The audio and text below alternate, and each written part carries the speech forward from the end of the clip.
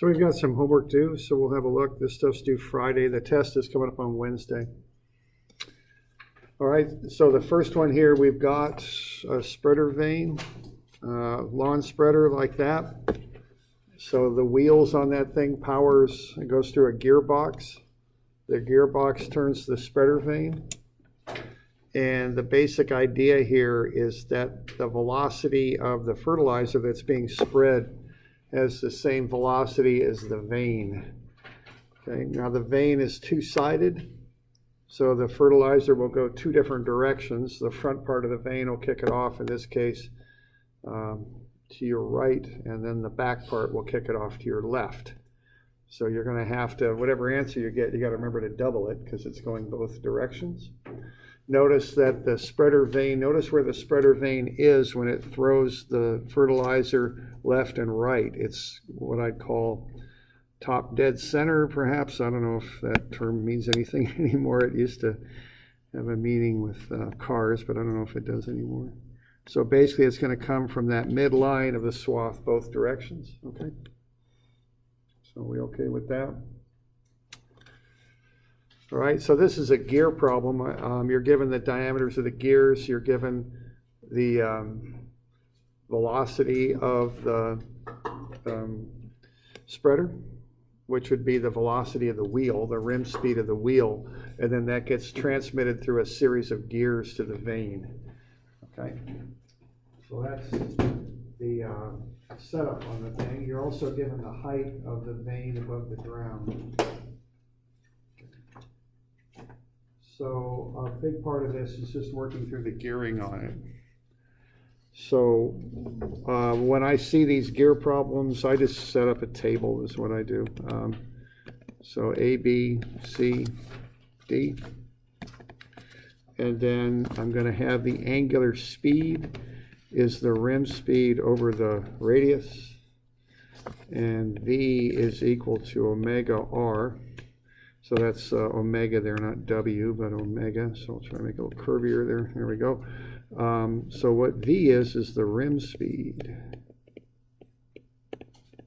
Okay, there you go.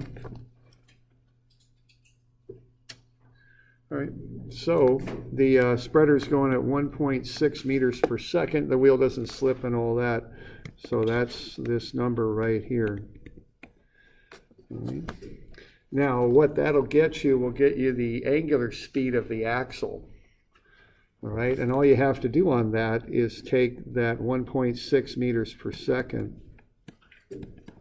and divide it by the radius of the wheel, which will be 0.135 meters. And that'll get you 11.85. And the units on that is radians per second. Okay. So that's the rate at which the axle spins on the spreader. Okay, so we're right here now. We're finding the angular velocity of the axle right now. Right there, okay? All right, now, you can't see entirely inside that gearbox, but you can see that big housing there. That holds a gear that is attached directly to the axle. Okay. So if that's attached directly to the axle, it's going to have the same angular speed as the axle. So we're starting with the rim speed here. We're going up to the angular speed of the axle. Now we got the angular speed of the axle. Well, that's the same as the angular speed of that large gear in the housing.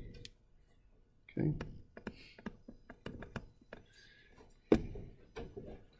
So that's right there. Now B also attaches to C, and then C is on the same axle as D. So you can work your way through this process here and just kind of keep going through this table, and you should end up at the velocity here is 1.956 meters per second. That's the speed of the outer edge of that vane as it rotates. Okay. So that's the process there that you would use to work through that thing. So we're doing all right with that? Okay. All right, now once you get to that, you've got that speed coming off of the spreader vane. So that's the velocity. So right here and on the back side right there is 1.956 meters per second.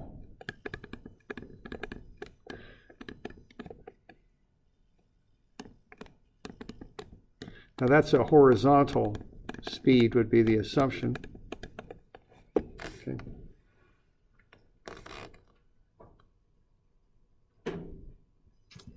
Okay, because you can see how that vane's aligned. That would throw the fertilizer out horizontally.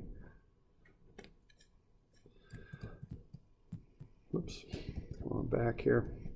There we go. So now what we know is the spreader vane is 30 centimeters above the ground. So what you want to do is figure out how far out that will extend.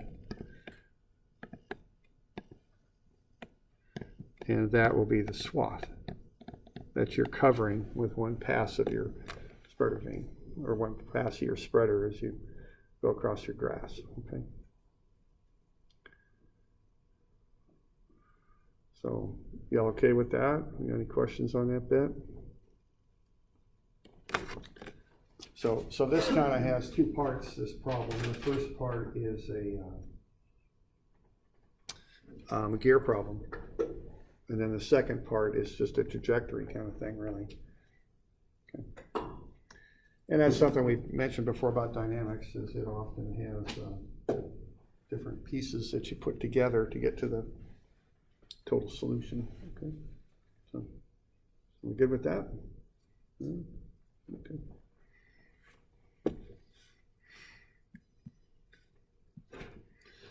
So that's that one. Now we got 292 and 293. You know, I could work through either one of these. They're fairly similar. I'll probably work through one and let you do the other completely on your own. But we got any general questions on this relative motion stuff to start? Or on any preference on one of these to work through? I mean, they're quite similar. They're variations on the same thing. So 292, right? All right, now you can do this one either geometrically or with vectors, either way you like, okay? It doesn't matter to me. You're going to see something like this on the midterm, and it's not going to be hidden or disguised in any sort of way. It'll just be a linkage problem. So you want to get this approach figured out. Yeah? Are thinking just something of that kind of scale? And then much bigger than that? Or? Bigger, I don't quite know what you mean with bigger. More pieces or anything like that? Yeah, I think, I've never tried like a 3 linkage one, but that would get, I don't know if that's, there might be not enough constraints on a 3 linkage one. I don't know. Never tried it. So yeah, it'll just be. Don't start now. Yeah. I don't think I'll start, at least not on a test. I wouldn't start that. Okay, so just it'll be something like this. Just get this figured out. Because if you're a mechanical engineer, when you take Dynamics 2, you'll see more of this stuff. Okay, so we want you to figure this out. And again, pick your method that you're comfortable with and go with it, okay? So I kind of like to do it geometrically myself. That's just my own bias, my own preference. At OSU, they do seem to like using vectors a lot. This seems to be how they like to do things. So what's that? Which one's got, I don't know. It's funny. I've had people ask me which one's better, and I really don't. I've never seen one that's easier. They both have their little quirks to them. So, there's not one that's I would recommend over the other. It's more a comfort level thing. All right, so I'll start off with the geometric approach. Now, I'll kind of try to point out the things that might be challenging about the different approaches. With the geometric approach, it is important that you understand you're not vectorizing the linkages, you're vectorizing the velocities. And the velocities are perpendicular to the linkages. So for instance, now the general approach on these problems is always the same. You start at your initial pin joint and work out. Okay, so we'll go to VB next here is what we'll do. Because A is a pin joint, it's fixed. It has a 0 velocity. So we'll go out to VB here is what we'll want. All right. And what we got then is the angular speed, 1.7 radians per second, and the linkage length of 0.42. That gets you the velocity of VB. Of B is 0.714 meters per second. And when you draw that in, you can see that's down and to the left. So down and to the left mean both components will be negative, negative x, negative y, because down means negative y and left means negative x.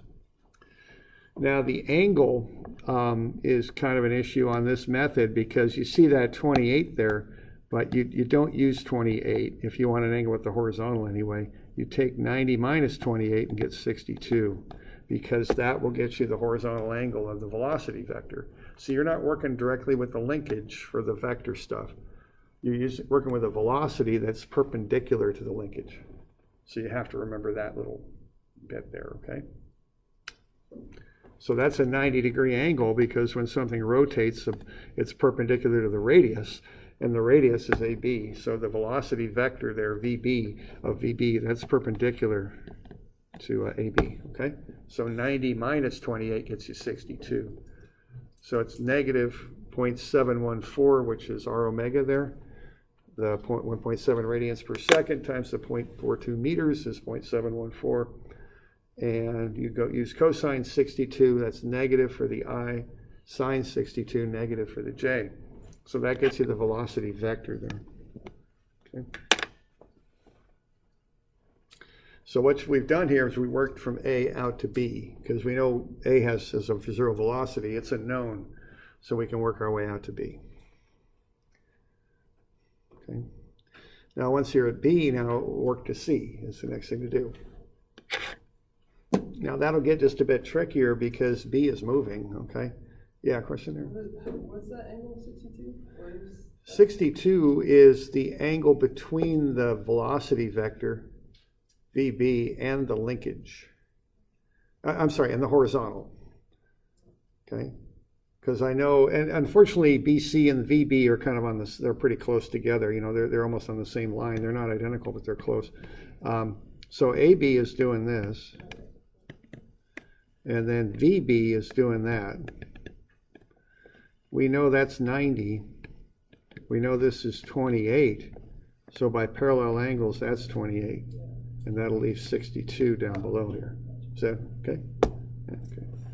So importantly, don't just grab the 28. Use 90 minus 28 is what you want for that velocity vector. Okay. 62. All right. All right, so the next thing to do is to move up to B now, and we're going to go from B to C. All right, now there's a few things we've got to do to get ready for that. The first thing I want to do is find the velocity of C with respect to B.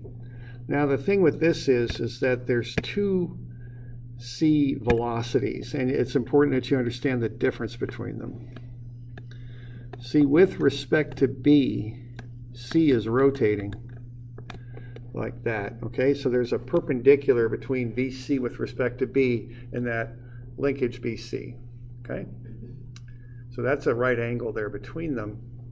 And then the velocity of C is, it's on the, on that bar, that rod, whatever you want to call it. So that's horizontal. So you got two different C velocities. The relative velocity of C with respect to B, and that makes a 90-degree angle with the linkage.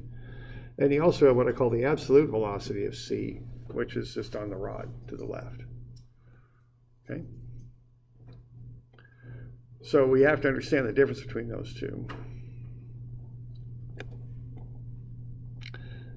All right. Now, that relative velocity is caused by rotation. Remember, we went over that last time, that with respect to B, what C does is it's always 0.3 meters away, always, because it's joined by a linkage to B. So B and C are always 0.3 meters apart, and it moves to the left and right. Okay? So the velocity of C with respect to B is 0.3 omega. Okay, because it's a rotation. It's always 0.3 meters away. It moves left and right, so it's like a rotation. So to find the magnitude of that relative velocity, you take the linkage length 0.3 times omega, and then you vectorize it, okay? Now, when you vectorize it, I'd sketch it up and look at it, because what C can do with respect to B is two things. It can move left and up, or it can move right and down. It can do either one, okay? But it's got to do one or the other. So what I'm going to do then to vectorize it is I'm going to go, okay, I got a straight line there, and a straight line makes 180 degrees. I've already used up 49 for the linkage angle. I know the angle between the velocity vector and the linkage is 90, so that'll get me this angle right in here. It's 41 degrees. So I'm going to use that 41 degree angle to vectorize it. That's where that comes from. And I'm going to assume, I have to assume one or the other of those two choices, up left or down right. I'm going to assume up left. Okay? So if I do that, left means a negative x and up means a positive y. So I got negative 0.3 omega cosine 41i, that's negative to the left, and then positive 0.3 omega sine 41j, positive because it's up. Okay.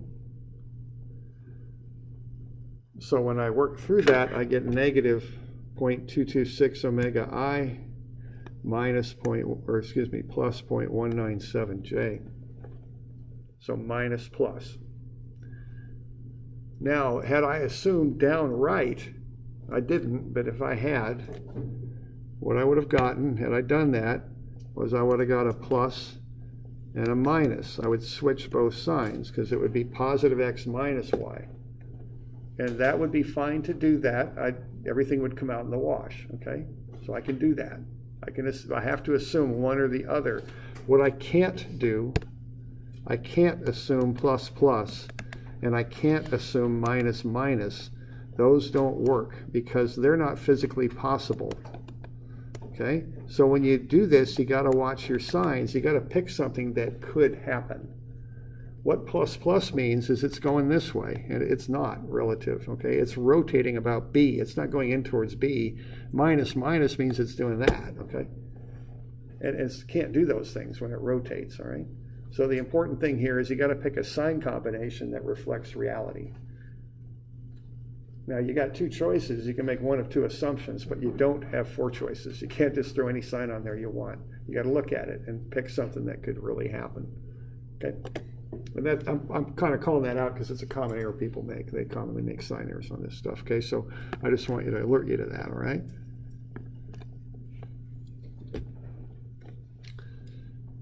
All right. So now I'm pretty well good to go once I've got that relative vector thing set up, because I just use my relative motion equation right there. VC is VB plus VC with respect to B. I know that C has to move on that horizontal rod, so that's an I component. There's no J component, that's 0. And then I know I've got the velocity of B, which I found on the previous slide there. And then I put in this relative component. So I put the three pieces into that equation. They're all vectors, so each piece has two components. Okay. Now, the next little bit here is that vector equation is really two equations wrapped into one. So I can pull out the y equation, the j equation. I get 0 is negative 0.63 plus 0.197 omega. I pull out the j equation. The only unknown in there is omega. I can solve for omega. It's 3.2. Then I can pull out the I equation and solve for VC. It's negative 1.06. Okay. So what VC is, what that negative means is, it's not, I assumed here it's going to the right. It's not. It's going to the left. That's the meaning of the negative. It's doing that. Okay. So what's going on is relative to B, that thing is rotating clockwise, and that's driving VC to the left. That's what it's doing. Okay. Now, had I gone with this one here, had I switched the signs on my relative motion, I just would have got a negative 3.2. I just would have plugged that in and everything would have come out in the wash. It would have been fine, okay? So you can pick either one of those two options there for the relative motion. It'll all self-correct. It'll work fine, okay?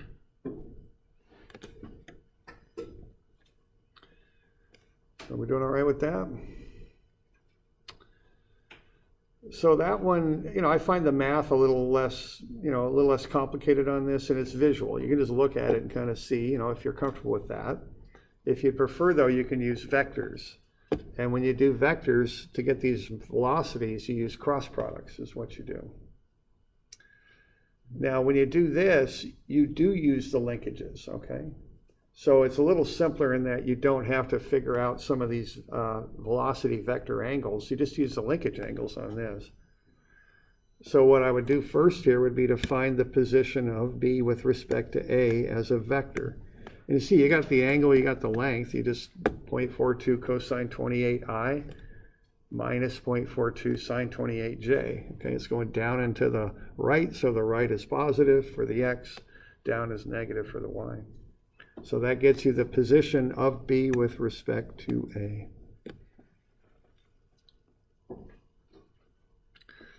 Okay, then you do a cross between the angular speed vector, the velocity vector, I guess, or angular velocity vector, and that position vector you just found. Now the angular velocity vector is based on the rotation. We got 1.7 there, it's clockwise. So these rotation vectors in two space are always k vectors is what they are. So that'll be a 0, 0 minus 1.7 is what that'll be. Okay, so that's the omega vector. And then you cross it with the position vector of B with respect to A. So on that position vector, there aren't any options on that, not like the previous thing I was talking about. There is one vector, it goes from A to B, and that's the vector you got to use. You got to use that vector. And same thing with omega. It's clockwise, so that's a minus 1.7k. All right. So that's the inputs you got to use. And then when you do the cross, you've got the cross product formula on the back of the page there of your formula sheet if you need it. There's a few different ways people learn how to do crosses, so whatever way works for you is fine, and however you learned it. But if you need it, the formula is right there. The way I learned it is you cross off the top row, first column, and multiply what's left, so that'd be 0 minus negative 1.7 times negative 0.197, that's the I. And then you cross out the middle column, top row, cross multiply what's left. This second term, that J term, always gets a negative in front of it. And that'll be 0 minus negative 1.7 times 0.371. And then there's one more to do, but the one more to do really doesn't matter that much because it always zeroes out. When you're in two space, the last term is always 0 minus 0. So there's no k when you're doing a two space vector. Okay. So there's VB. Okay. And you do something similar for the relative motion. You find the vector that goes from B to C now. And again, no options on that. You're going from B to C, 0.3 meter long vector and a 49-degree angle. Down left, so both components are negative, so negative 0.3 cosine 49I minus 0.3 sine 49J. That's the position vector. Your angular speed vector is an unknown, so it's just a k, goes in as an unknown. So you cross that with the position vector. Same rules on the cross. And again, if you can't remember how to do it, just turn the formula sheet over. It's right there, okay? So don't worry about it, okay? Do the cross, you get this the relative velocity. and you plug that into the relative motion equation just like before, and solve just like before. Solve the j's to get omega, solve the I equation to get VC. Okay.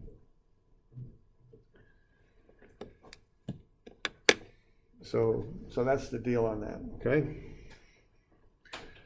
And this stuff's process oriented, just learn the steps and how to apply them. Okay, pick one of the methods and use it. Okay. Questions on that? Okay. All right. Now there's another way to do this too. Now I want you to use the relative motion approach on the 292 and 3, and the other way to do it is the instantaneous center of zero velocity. That's another way to do these problems. And on 301 and 302, I want you to use that approach. Okay, so on the homework, use the approach that I ask you for. On an exam, it'll be more open-ended. I'll just say solve it. But on the homework, do it the way I ask you to do it, okay? All right, so the first instantaneous center problem is a wheel. We've got this wheel rolling to the right, and we want to find the velocity of some of the points that are on the wheel using the instantaneous center approach. So this is 301. So what you're going to want to do here is you're going to want to first understand what the instantaneous center is. It's a point that in space that the whole object is rotating about. And the instantaneous center, the velocity of it is zero for that one instant that you analyze the situation here. So for a wheel that rolls without slipping, that point is E. And this is one way to analyze a wheel that rolls without slipping. Is kind of a thing that's rotating about a pin joint at the bottom. Is one way that I've seen people analyze these. So what you're going to want to do is first find omega for the wheel, and then find the distance from the instantaneous center to whatever point is you're analyzing, and then take omega times that distance. See, that's how you would do this.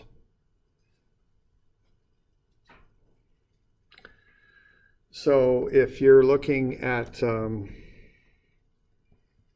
point D, let's say, you want to figure out how do I get from E, which is the instantaneous center, to D. And the way you do it is you got a wheel radius of 0.5. So you're going to go 0.5 up and 0.5 over. Okay, the two radii there make a right angle, so you can take the square root of sum of the squares and get that distance. It's 0.707. Okay. Now the geometry to get up to H is a little bit more complicated. What you're doing to get up to H is you're going 0.5 straight up. That gets you from E to the center. Okay. But then to that, you're going to go off and make a triangle here. And you've got 60 degrees for that angle between CH and the horizontal. So I used instead, for whatever reason, I used that 30-degree angle up there. I don't quite even know why I did that, but I did. Okay. So that's, the 30 is 90 minus 60. So 30 is 90 minus 60, then I just use cosine 30 times the radius and sine 30 times the radius to get those two lengths. Okay, so I've got that shown over here. So what I would do then is add the 0.5 and the 0.433 together and get 0.933. That's J essentially, that's the distance up. And then it's 0.25 over. Okay, so what I'm doing is making one big triangle to get, and the hypotenuse gets me from E to H. Right there. Okay. So that's 0.966. So what you want to do then is just find those distances. Okay.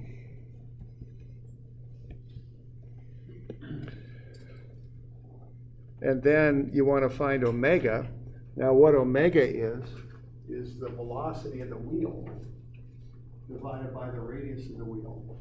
So that's 2 meters per second divided by 0.5 meters. Okay. Like so. That's omega for the wheel. And remember, once you've found omega for an object, regardless of the method you use, you've got omega. So omega is just omega, all right? And then you just multiply that omega by the distances from E to each of those 3 points. And that'll get you the velocity of the 3 points. So the deal is, it's kind of like the whole wheel is rotating about E right now. And that's one way to visualize these instantaneous center problems. It's like you got a pin joint at E, and the whole wheel's just rotating about it. So you can get these different velocities like that, as they all rotate about E. Okay. This is another way to analyze that.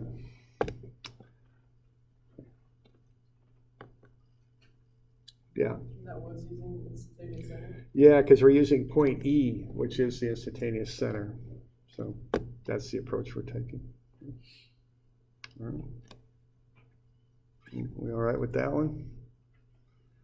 Okay. All right. Now the other one is a linkage problem. So on this linkage problem, I'd like you to do it using the instantaneous center approach. All right. And this is one that, this is 292 is what it is. I'm just doing it, it's also 302 is what it is. So same linkage problem as 292, I think. It's 292, yeah it is. And then I'm using the instantaneous center approach this time, okay? So the approach on this is first to find the velocity of B. And that's 0.714 meters per second, 1.7 radians per second times 0.442 meters. All right. So now you know the velocity of B. Now that's based basically on doing an instantaneous center analysis of AB. And what A is the instantaneous center, which we often abbreviate IC. So that's the IC for AB, okay? It's kind of self-evident. I mean, the thing's rotating about A, and A isn't moving, so that's the instantaneous center for AB. Okay? So all you're doing, you're just taking the linkage length times the omega. All right, but now what we want to do is find the instantaneous center for BC. Now to do that, you know that C is moving that way, okay? It's on that horizontal rod. And you also know that VB is perpendicular to the linkage AB. So what you can then do is draw in lines that are perpendicular to the velocity vectors. There's one line that's perpendicular to VC, and here's the line which is perpendicular to VB. Now, of course, the line perpendicular to VB is the linkage AB, is what it is, okay? So when you intersect those, you're going to get the IC for BC, okay? If you can read that, okay?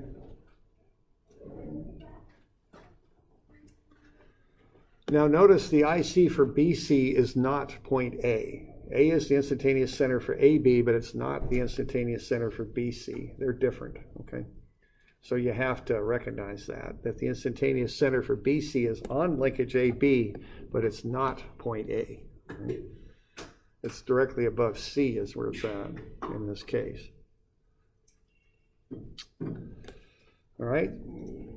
So once you've got that, you want to draw that triangle up that I've kind of outlined there in green on the original sketch.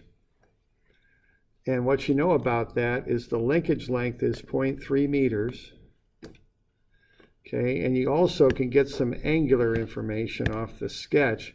If this is a right angle, which it would be, and that's 49, that leaves 41 right there. So there's 41. Same argument will get you 62 right here. That's 90 minus 28. That's the 62. Okay. Now, if you've got this one linkage here, and that's 49, Well, if you draw on a horizontal by parallel angles, that'll be 49. And then if you've got this angle here is 28, well, again, by parallel angles, that'll be 28. So if you add the 49 and the 28 together, you get 77 in there, okay?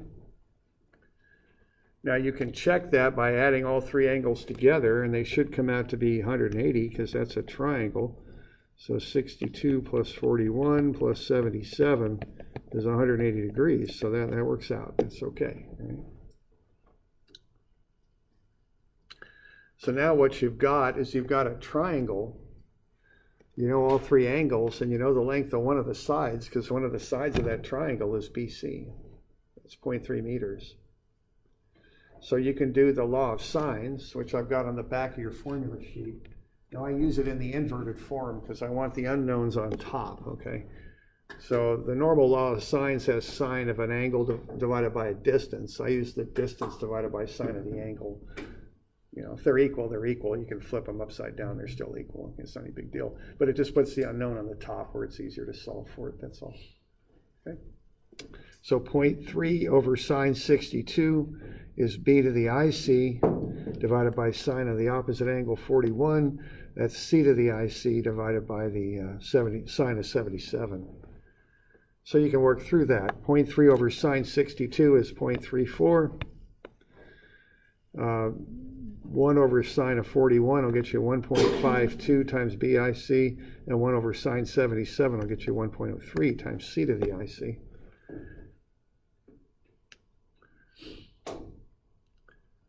All right, and then you can go ahead and solve out for BIC that distance and CIC that distance. It's BIC is 0.223 and CIC is 0.331. Okay. So if you know the three angles on one side of a triangle, you can get the other two sides, is basically the deal here. So that's 0.331 meters, and whoops, no it's not, that's 0.223. That didn't look right. So 0.223 meters, and this is 0.331 meters here, okay? So what kind of how I think about this, it's like I got a pin joint here, and this whole thing is going to rotate that away. That's what's going on, okay? So the first thing to do is to find omega. That's the velocity of b, which I found out up here. It's 0.714 divided by the distance from b to the IC. That's 0.223. That gets me 3.2 radians per second clockwise, which is the same number I got when I did problem 292, same omega. And then I take that times the distance, the 0.331 meter distance, and I'll get the velocity 1.06. It's all going to the left there.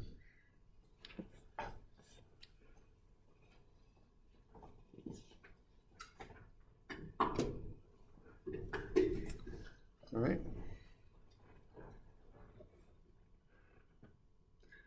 So that's another approach on doing a linkage system, if you like. So you got, you know, on the homework, do it the way I specified. On the exam, just pick the method you like and go with it. This one, the angles get a little tricky. The geometry can be a little challenging on this. But this is the simplest mathematically, I think, to kind of knock through. But there is that little hump of being confident in getting the triangle put together. So I don't really, people sometimes say which method is the best, and I don't have an answer for that. It's really the method you're comfortable with. And, okay.